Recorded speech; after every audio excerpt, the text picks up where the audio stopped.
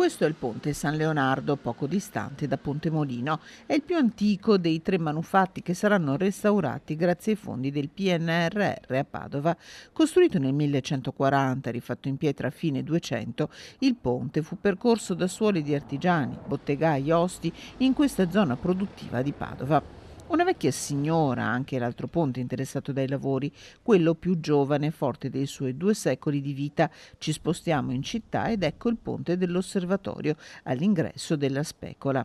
Ma i lavori sono partiti a ridosso dell'antico orto botanico di Padova, come spiega il vice sindaco Andrea Michalizzi.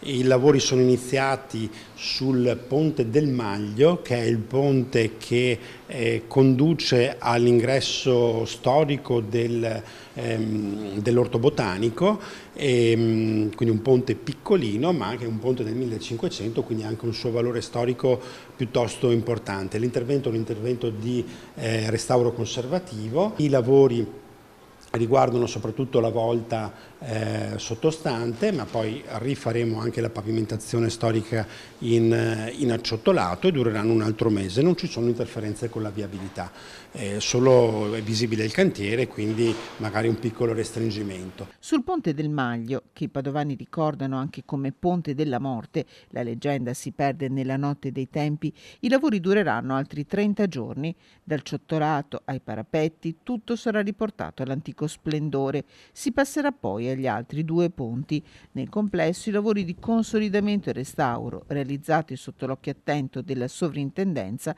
costeranno quasi 1 milione di euro.